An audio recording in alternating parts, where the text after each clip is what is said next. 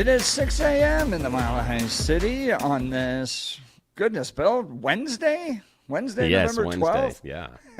Oh, my goodness. They all blend together at this point. Yeah. Wednesday, November 12th, 2025. Good morning, Denver, Colorado. You've tuned in to the Jeff and Bill Show, News Talk 710 KNUS. I'm your co-host, Jeff Hunt, along with Bill Thorpe, bringing you the freshest insights, hottest takes from the right, left, and center. Did you guys all go outside and take pictures? Yeah, well, Goodness, my entire social media feed is filled okay, with these. this is what's really weird. So at our house, so it starts off, we see some of the people talking about it, and we're getting pictures from my in-laws and friends. And at first, we go out the front door, then we go out the back door, and we don't see the bright, pretty colors everybody else is. And we're like, what the hell's going on here? This is not right. So we go and hit the magic Google box, and we're like, hey, okay, I guess we're supposed to be seeing this. And then we went out the back door, and we could kind of see a little bit of the colors. And we're like, well, maybe we should just pile into the car. And there's a place that is right near Hamden and Piccadilly that I forgot what the little place where the kids go off to the north side, where they go to field trips and stuff like that. But it's an open space. It's an area in which there isn't a lot of houses around, and there isn't a lot of light pollution. And it's also on a rise, so it's up above most everything else around there.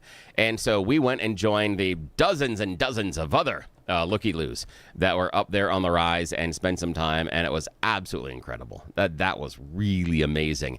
Although I've got a family member that lives, a couple of them that live in Dillon, and the pictures they were showing are mind-bending. Those are incredible, because one of them, one of the cousins, went out into the forest during it, and yeah, the pictures are otherworldly. Looks like something out of Stranger Things. It's really cool.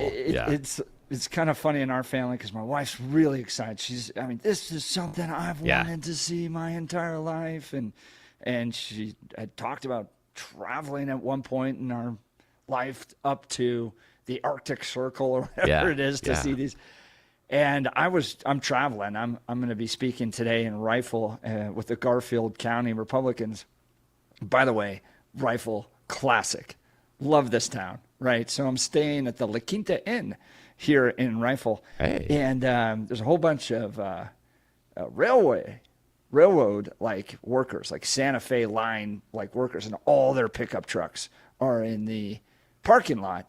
And these guys are all outside, like drinking beer, smoking cigarettes, laughing. They're all covered in dirt.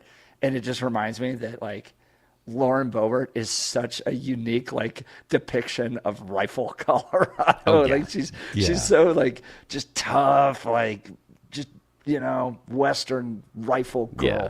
Oh, yeah. And I saw these guys. I was like, this is where Lauren came from. Oh, that's great. Oh, that's great. But did the family get out and see anything? I'm traveling. I'm getting my whole text message threads. My entire family from Colorado is taking pictures, and I'm just like, nah, I'm going to bed. I didn't even look outside. I don't care. No. This is some lights in the sky. Yeah, really? You guys are all going to go outside to see some lights in the sky? Okay, I've got other things to do. Oh, that's funny.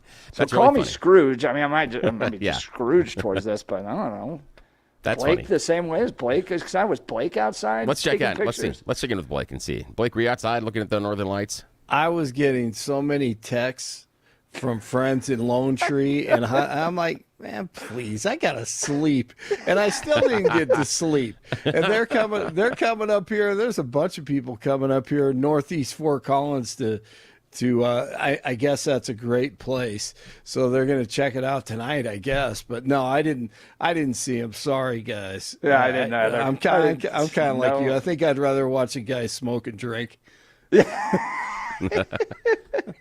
don't know. Railroad workers of Rifle, Colorado. It was really cool. Something that was very unique for this was one of those unique things that I enjoyed it. I enjoyed getting out there and seeing it. That was really cool. Yeah. I'm sure I would change my mind, and I may when I see it, if I see it tonight. Yeah, so. The thing for me is it's weird. Okay, there's this thing about, the history, and then you have your own arc of history as you get older.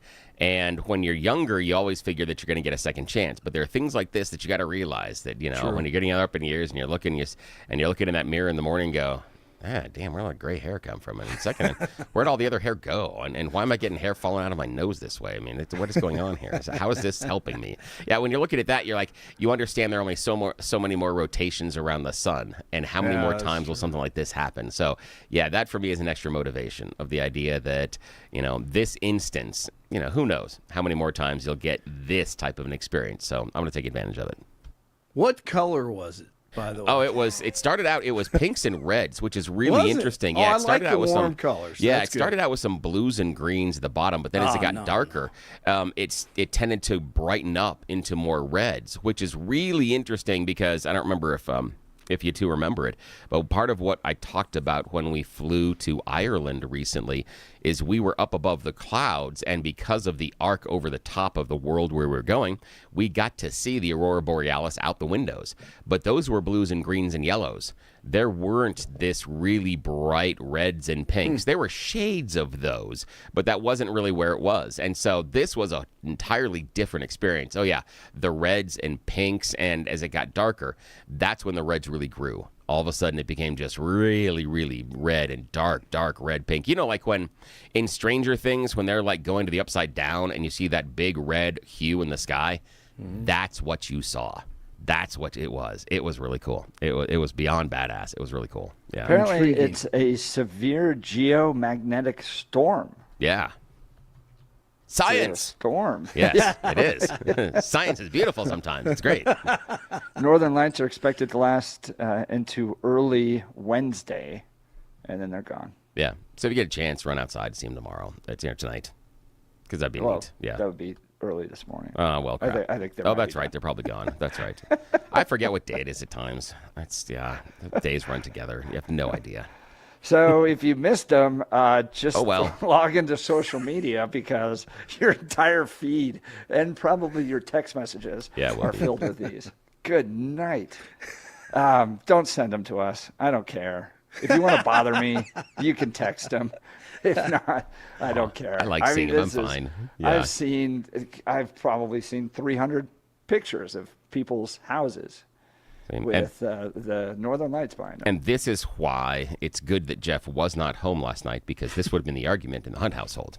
But I want to see the lights. I don't want to see the lights. Come on, let's go see the lights. I don't want to see the lights. He lives in the perfect place. Yeah, well, exactly. Believe me, I have pictures of horses. I have pictures of our barn. I have pictures of our windmill. I have pictures of every aspect of my entire I love sunsets, though. We've had some great sunsets the past 2 or 3 days. Oh, yeah, we have.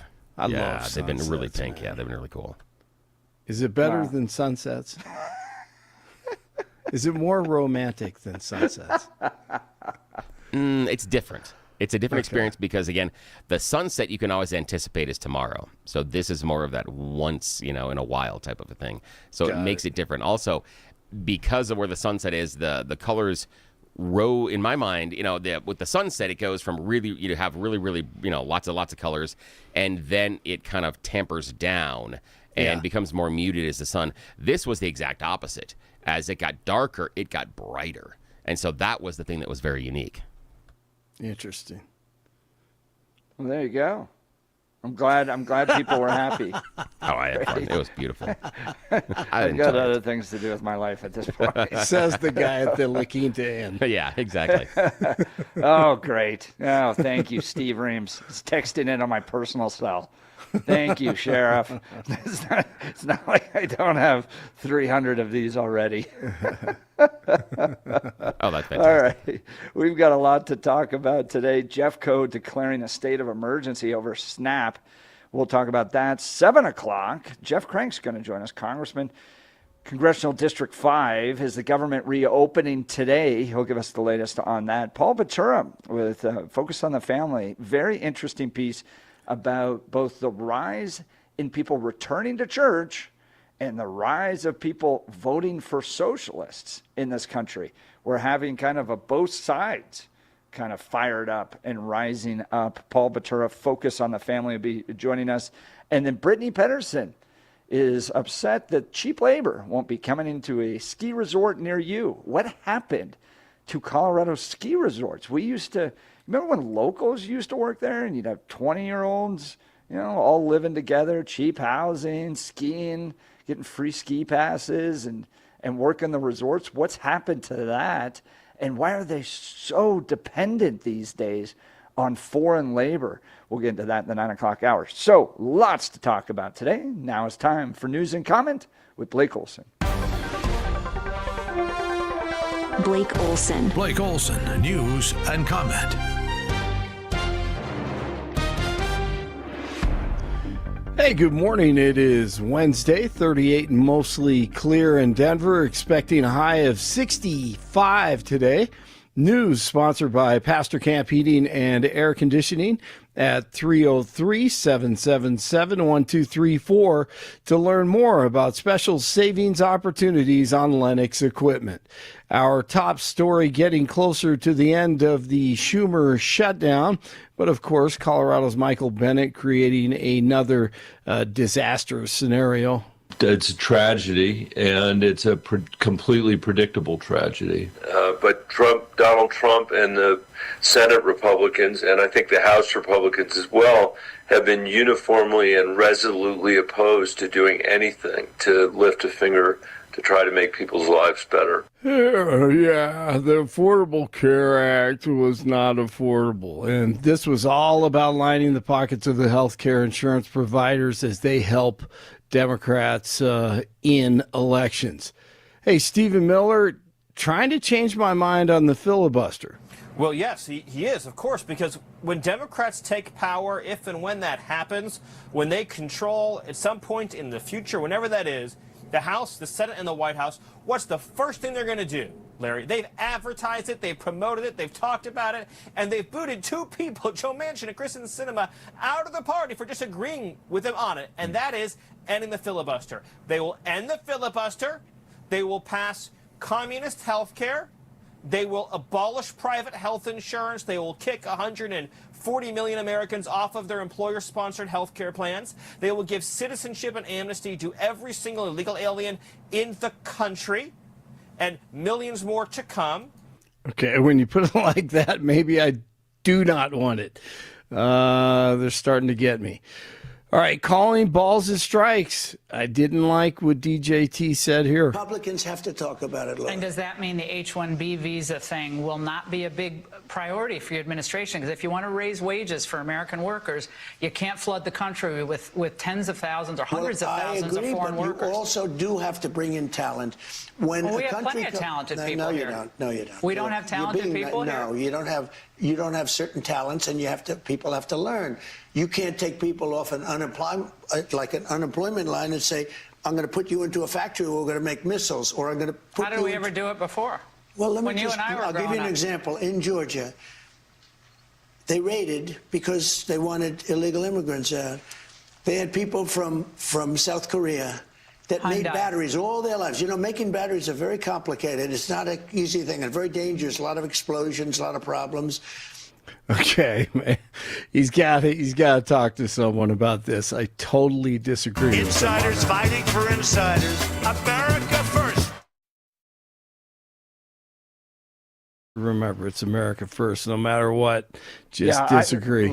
I agree with you on this one, Blake. That was an interesting interview. It was. I'm like, come on. Like that's the progressive kind of mindset. Yes. Of the kind of globalist, we'll bring them all in, but the consequence is you give fewer opportunities to Americans. And that just snowballed, right? Like, you can start with, we need the best nuclear physician, oh my gosh, it's 6 a.m.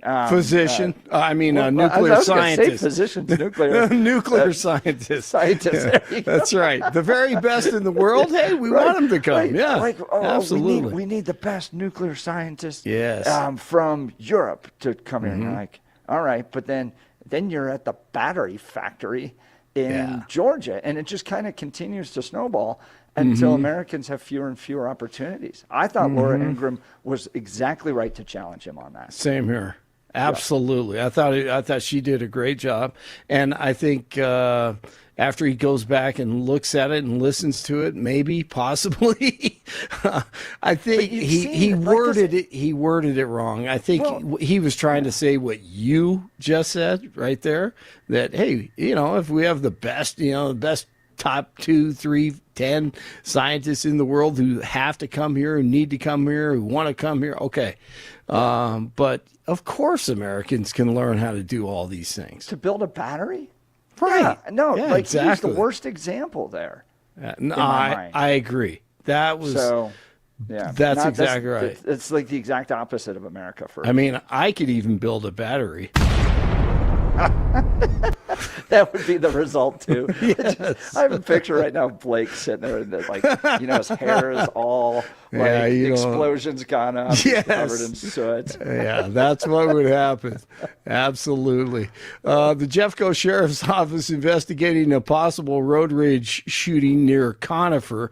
It happened near Highway 285 South and at Sourdough Drive just before 8:30 last night. A portion of the highway was closed for several hours so investigators could preserve evidence from the crime scene. One person was taken to the hospital with a gunshot wound. No other information has been released. And bright colors illuminating the dark skies of Colorado, as Billy was talking about with Jeff earlier. They may be seen for a few days this week. The Aurora Borealis, or Northern Lights, were witnessed by Coloradans across the state last night, and there's a chance they could be seen again tonight and possibly Thursday night. You can check out forecasts for the Northern Lights on the NOAA, NOAA Space Weather Prediction Center website. The Ducks in town in Lodo last night against the Avalanche. In the center zone, Nichushkin kicks it out to Nelson. Brock Nelson will circle, get away from that loose stick. A broken stick from Malinsky. Nichushkin goes stall, can't get to that one. It's Gabriel Landeskog. Oh, that was good to see. Gabe Landeskog, his first regular season goal since March of 2022 after multiple knee surgeries. Good guys win it 4-1 the final. And the Nuggets in California, Sacramento last night against the Kings. They're giving Murray a rest here. Jokic is back in. Cam Johnson turns the corner under to Yoke, and Yoke puts it in. Okay, so I guess we're calling him Yoke now, evidently. 122-108 final, and Jokic 35, 15, and 7. Murray had 23 points, 8 assists, 3 boards at the Clippers tonight. The Nuggets are 8-2. 39 in Lone Tree, 37 in North Glen, 38 in Denver. Jeff and Billy continue. Blake Olson, News Talk 710 KNUS. Unseasonably warm November weather will take us through Friday. Then we're going to see some changing weather this weekend, especially late in the weekend and into early next week. But until then, mild Pacific air will dominate. We're going to be 60s to near or better than 70 today, tomorrow, and Thursday. Still very mild, well into the 60s Friday. Through Friday, dry, a mix of high clouds and sun. Nights not bad, 30s to lower 40s. Increasingly cloudy and trending cooler over the weekend, increasing chances for showers. Meteorologist Don Day in the 710 KNUS Weather Center.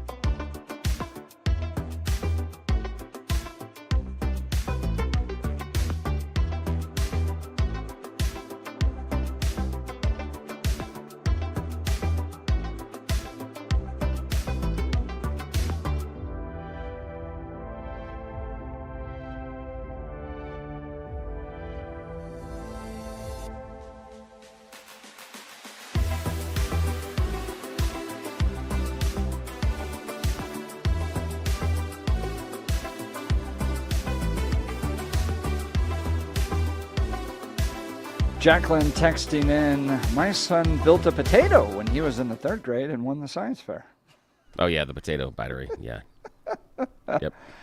2983 saying we need 1 billion Americans in order to completely grow. We need more immigration.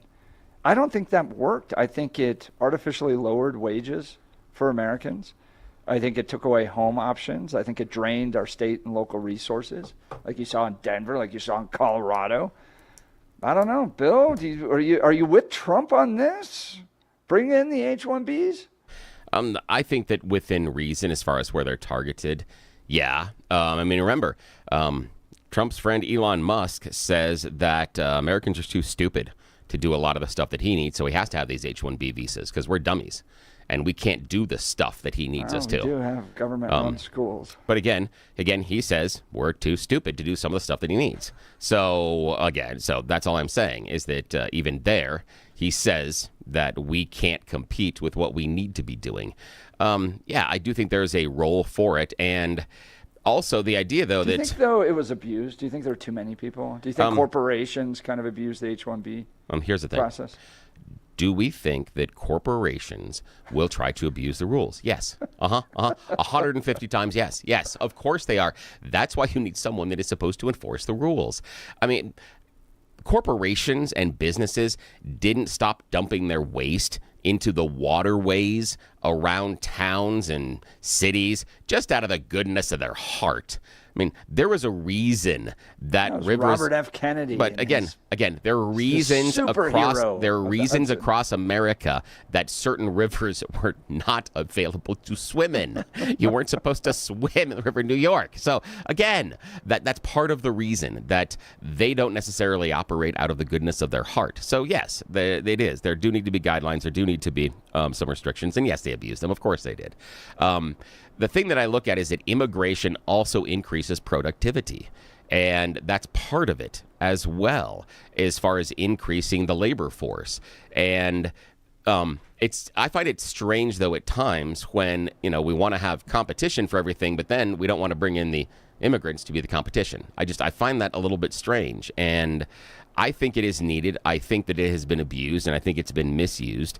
But I think there's a role for it. And I think it's interesting that everybody's focusing on the higher-end visas when a lot of the point for me is people on the lower end, is that I'm looking for visas for individuals who are going to be picking crops. I loved the idea of the migrant farm visa we had decades ago because it was a temporary work permit, and the workers would come into America, pick the crops, and go across, sometimes all the way across the country, but mostly between regions as different crops would mature, pick them, then go back home. That wasn't the problem. The problem was they didn't go home. Well, they stayed. But why didn't they, though? Started to take more and more resources. But why? Because we started giving them free stuff.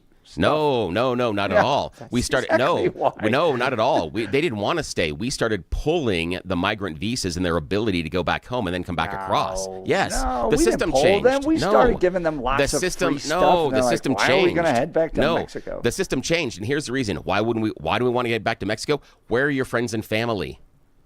Well, they all moved with them. No, they didn't. No, they said, Jeff, we had 10 million in the last 4 years. That's not exactly what happened. That's not what happened. The reason that they were here and they stayed is because we told them to stop going home. And that was the reason they wanted to. Years and years ago, they would come here, pick the crops, and then go home. And it was one of the best shares of a labor force that I think you can probably find, because what they would do in Mexico is they would earn enough money here to go home and basically have a part-time job or be on vacation for months.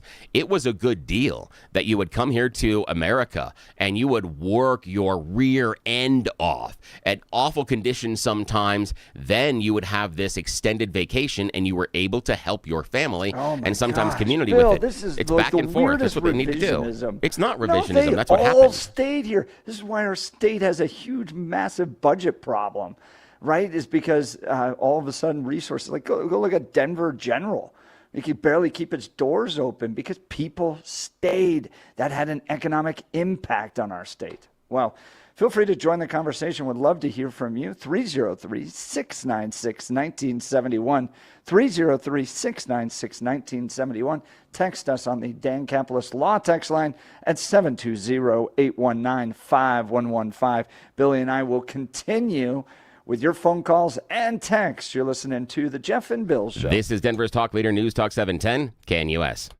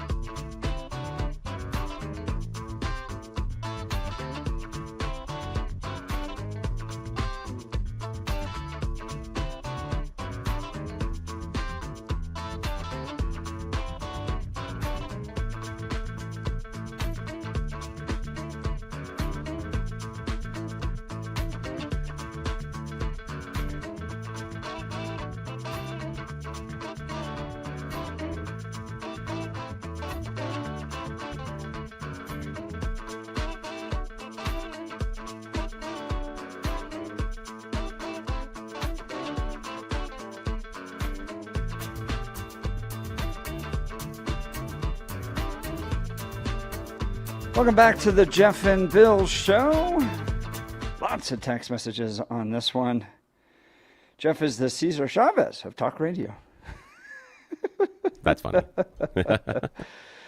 Bill, you're just saying that the farm workers are slaves and farms are slave masters?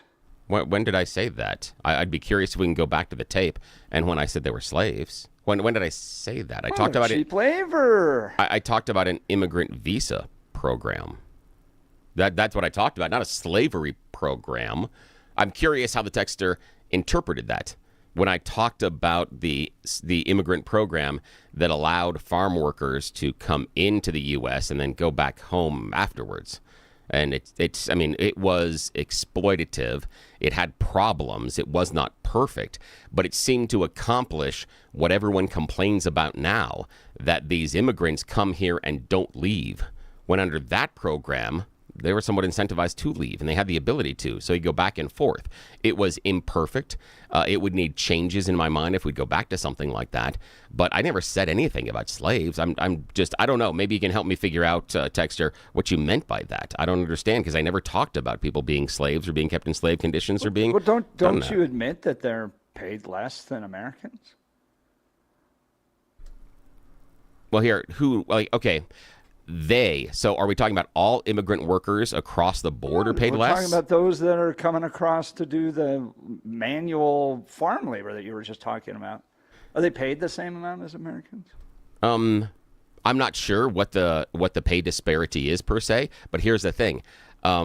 What you'd also have to roll into that before the idea of, oh my gosh, look at all these immigrants coming in here too, because I guess I'm saying, steal the jobs. Plus, are you arguing, one, that we need to have higher wages? The second one would be, what happened when all the migrants went home during this last seasonal cycle? Did the Americans pour in to get these wonderful jobs and do the work? No, they didn't. And I would submit to you that if those farmers could find an American that would do the work at an acceptable cost, they would pay it. But they can't. That's kind of the problem here inside, is there seems to be this false belief that if all the immigrants disappeared, Americans would flood to the jobs. I don't think we have the numbers, nor has history proven that to be true. So I just think it's a false example. Well, I think the argument is quite astute, actually, that what we're arguing for is that cheap labor matters to America. We want it. Americans won't do it. Therefore, we need them. And I think there's real questions as to whether or not that's fair treatment of people. In what way? What is it? What fair treatment? Right? I don't understand what the fair treatment is. What would be the unfair treatment? We rely on sub wages with people in this country. What sub wages? What do you mean? I mean, what do you mean? What do I mean? We were talking about this. Well, here's farm workers that come to America, we don't pay them the same amount that we do other people. Is that a problem? I don't think that's right. Why not? I mean, this is the reason I'm so concerned and confused on this section, is because when we ever get into the idea of a minimum wage or anything, that you hate that idea. You I don't hate think the the government idea. should mandate that. But now you're like, oh my God, look at all these people being paid less. But hang on, Jeff. That is the function of the system you advocate for. No, it's that not. we don't need any floor. No, you argue we need no floor as far as wages. There should be no floor, and the market will determine. That's where the market is. No, they're in fact two different things. One is the government mandating what an employer pays its employees, right? I think that's wrong. But two, I think if you flood the nation with cheap workers and you don't pay them well, that's going to have economic impacts. One, it's going to steal jobs and artificially lower the wages for the Americans that are already here. That's one example. But two, it is almost a reliance on slave labor. I mean, this is I feel like this is like the South making the arguments.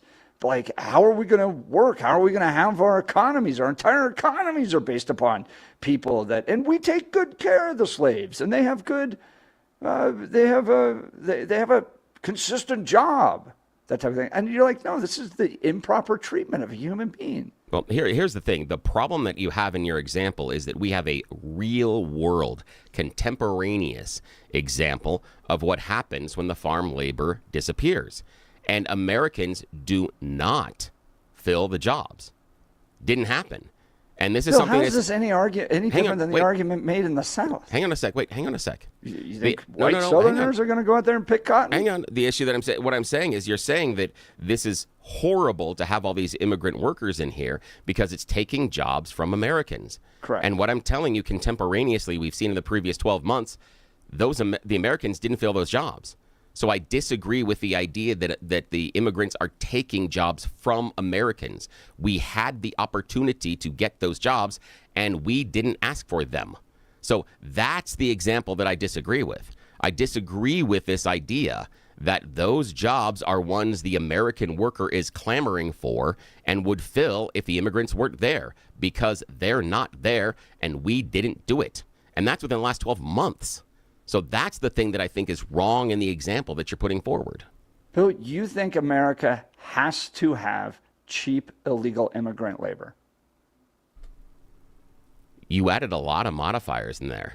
I've never advocated for illegal. That's something that you're saying. You're saying that I'm advocating for. I've never advocated for illegal. I've talked about visa programs. I talked about migrant visa programs. I've never sat here and advocated for illegal labor. Never said that.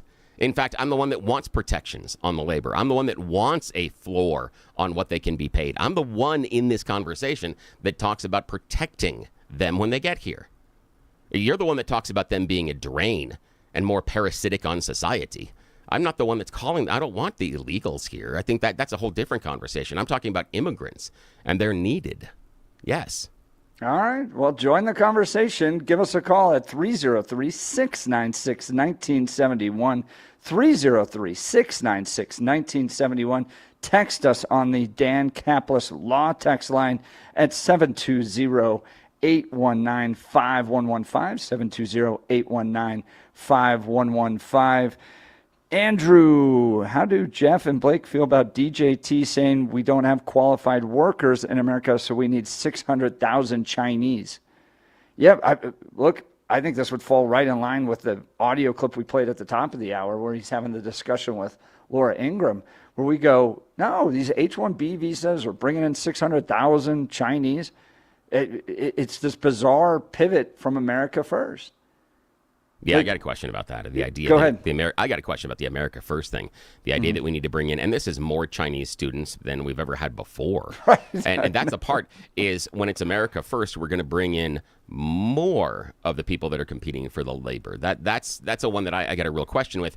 And some of the problem that I've got with it is it seems like we are focusing on bringing in the people with the visas that are getting the higher paid jobs inside the scale. And what I mean by that, when Elon Musk talks about Tesla needing these H-1B visas because he can't find competent people in America, he's talking more times than not about salaries that are bumping up into six figures or above. We're not talking about the salaries that are keeping and artificially depressing wages on the other end of the scale. So we not only are we talking about the idea of competition for jobs, we're talking about the idea of competition for good jobs. And I think that's important in this conversation because it's different if we're talking about not finding people that can go out and pick strawberries or tomatoes in fields versus someone that can be a computer coder or work on the higher end on IT security. Those are different. And I would argue with Elon that we do have competent people on that end of the spectrum in the U.S. that can do that job. Yeah, but I think it's been proven we got a lot of people that don't want to go out into the fields and pick the crops. Well, I don't get making the distinction either. Either it's best to have Americans filling those jobs, educating Americans up to the level to be able to do those jobs at the higher end, or giving Americans the opportunity to get the jobs at the lower end. In either case, there are Americans getting jobs. That's what matters to me. And we've had this bizarre thinking, I've noticed, where it's like, if we don't allow like the very best and brightest to come to our country, then other countries will get them. And I'm like, they come to our country, get educated, and go back to those other countries anyways. So, this like, going back to the nuclear, physics guys, if we don't get the very best, well, then they might go to other countries. Well, we tend to educate them, and then they go back to those countries anyways. And so those seats, for instance, at Harvard or Yale or Princeton, I don't want them going to Chinese or Pakistanis or even Europeans. I think those should go to Americans. And so both ends, low wage labor, upper echelons, should all be primarily, not exclusively, but primarily given to Americans so that we can solve some of the economic issues we're facing in this nation. That's why. So, I don't know. 8422. Bill, I can't believe that you can't see that the reason those jobs were not filled is because they're not paying the proper wages. These people are being taken advantage of, and just because I don't advocate for a $50 minimum wage doesn't mean I can't see it. Yeah, I mean, I understand the point, but the idea, so we then, and there's a downstream effect of that. I'm not arguing against the idea of higher wages for those individuals to pick crops in the field. But, Texter, I would be curious, what's that wage? What's that hourly that you're looking at? And the reason that's important is because, again, how many times have we heard people scream, squeal, and yell about how their businesses are going to go under because of a dramatic increase in the cost of labor? And I would submit that you probably are going to have to pay well above minimum wage. In fact, I would say you probably have to pay higher than Denver's mandatory minimum wage to get the average worker in America into the field to pick the crops. That increases the cost on the farmer exponentially, which means the price you will pay at the store also goes up. If you are willing to absorb that cost, then stand strong in your claims and your beliefs. If not, we need to talk about it. Slave labor. The thing is, that to me is a disingenuous argument that I'm not going to play with. Really? But, yeah, it's completely and totally invalid. You invalid. just made the argument that everything's going to get more expensive if we don't. If the way it is now keeps everything cheap. No, I didn't. I didn't argue for the idea of slave labor. What I asked the individual texter is, what's the cost point in which the Americans would take the jobs, and what does that do to the product downstream? That's it. It's all I want to know. And I'm arguing back the other direction. Why don't we just keep going the other direction? We can get free labor, cheap goods. Good. Isn't that good for America? No.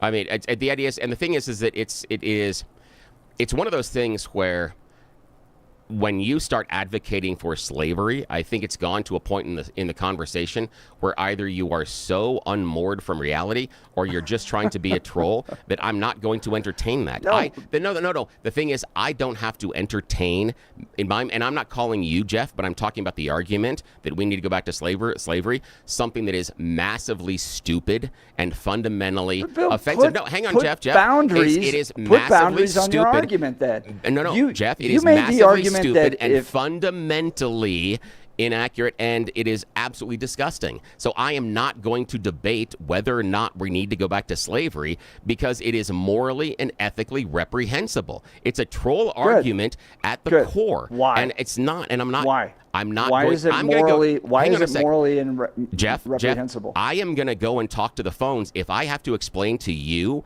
why slavery is morally reprehensible, we've got bigger problems to discuss this morning. If you don't know, 10 Jeff, seconds to explain Jeff, why. If you don't know, if it is not fundamentally obvious to you, I can't help you on that one. I can't help you on that one. No, I'm trying to get into your head because you're the one who made the argument. Jeff, it's a Jeff, you're the one who made the argument. It is a that disingenuous troll argument. It is a tell you what. Services, low-cost services in this country. And I'm just asking you Jeff, how far it should go. Go ahead. You have the proof of the pudding. Tell me why slavery. Advocate for slavery right now. Why you think that America needs to go back to slavery. I don't think we should. Oh, okay. In fact, I've been the one arguing the whole time that we shouldn't be importing people into this country, making them work really low wages. I think there's big impacts on our economy for that. I think it's unfair to Americans. And this argument that you see from progressives, not necessarily you, Bill, but you see it from progressives all the time, that if we don't have someone to clean our toilets, if we don't have somebody to pick our berries, then Americans won't do it, and costs are going to go up. And I don't see that as any different than the arguments that were made by the South when it came to slavery. How are we going to run our economy if we don't have slaves? Who's going to pick our cotton if we don't have slaves? We've had this moral argument in our country over and over again, and it's shocking to me that progressives walk right back into it with regards to illegal immigrants and go, we need these low wages, near cheap labor in order to run as a society. So I'm not saying you, Bill, but I am pressing the boundaries of the argument that we rely so much on cheap labor in this nation, we have to keep it going.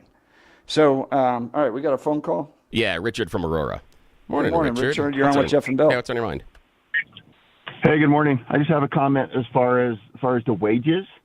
A little bit different than the slavery in that they didn't come here voluntarily, but these people are coming from a country or countries that are not as prosperous as we are. They're doing it voluntarily, even though the wages may be lower compared to what everybody else is making in this country. They are significantly higher than what their families are making in their native country. So I don't think it's a good argument to say we're treating them or it's slave labor. It's totally a comparison. I would love to go to another country right now, make more than I'm making now in this country, just be there temporarily, even though I'm making less than the average wage in that country, and then come back to America and still have more money. So it's a bad example, Jeff. I'm sorry. Okay. I mean, you can call it slavery, you can call it indentured servitude, but do you think it's right to have a class of people in this nation making substandard wages because they live in the shadows? See, that's the thing. Substandard is very relative, and it is voluntary. It's voluntary that they come here. No one's forcing them to come here. It's an incentive for them to come here. That's why they come here. So, so as long as they want to come here, it's okay to have slavery? You're the one saying it's slavery. I'm not. Well, okay. I mean, you can make yourself feel better by saying that's not, but they live in the shadows. They're getting paid. They live in the shadows. They live indentured servitude. Slaves didn't get paid. They become dependent on their employment. You can say, well, they're not whipped, but I think in some cases they are. I think they're treated incredibly poorly. I think you have high rates of human trafficking that's taking place as a result of it. They're not willing to call the police. I think they live in the shadows. I think they live terrible lives. I've actually gone and talked to these people that live in these apartment complexes in Aurora, for instance. It's not. I have been. These are not great situations. I've done a lot of missionary work in Florida, and I was speaking to the Latin immigrants. Mm-hmm. They are very happy to be here. They're happy to get these lower wages because they are much higher than where they came from. Indentured servitude is not voluntary. You keep saying slavery or indentured servitude. That's us going to another country, Mexico, for example, and forcing them to come here. It's just the opposite, Jeff. So just to be clear, you're okay with people coming here illegally, living in the shadows, and getting substandard wages, but so long as it doesn't technically become slavery, it's okay? No, I think we should have a program where they can come here legally for a time and then return. But they didn't. They stayed. We used to have. So I am not for anything illegal because I agree with you that they are a drain on the system. I have several employees that their spouses or family are illegal, and they are a drain on the system. They go to the ER whenever they have a cold. I go to the ER whenever I'm about on my deathbed. I pay about $48,000 every year for insurance. By the time I meet my monthly premiums and pay my yearly deductible, I am just under $50,000 every year. They don't pay a dime for that. Yeah, I agree with that. I'm not proposing anything illegal, but there needs to be a system where they can come here temporarily during the season and then return. But I'm not opposed either to the lower wages. I don't and then think Americans became dependent on it, and I don't think that's morally right. All right. I appreciate the call. We got to get to You thanks, Choose Richard. the News. You're listening to the Jeff and Bill Show. This is Denver's Talk Leader News Talk 710, KNUS.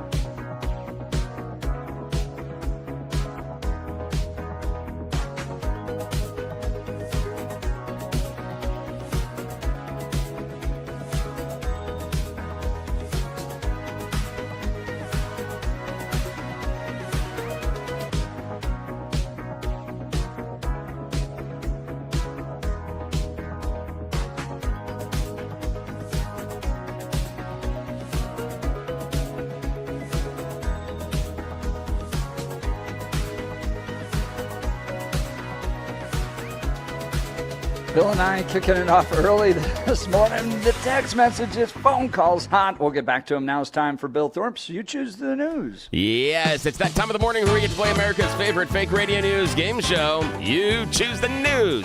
I've spent mere moments this morning scouring the interwebs. I have come across some really weird stories about us humans and given them even more ridiculous headlines to play this fake radio news game show. Why would we waste valuable airtime? Because those in charge are not awake this morning, so it is a giant secret, so shh. And as always, Blake Olson joins us from the news department. Okay, gentlemen, here are your stories this morning. Headline number 1, man down. Headline number 2, the beatings will continue until morale improves. Headline number 3, sock it to ya. And headline number 4, a learning opportunity. Mr. Hunt, your choice.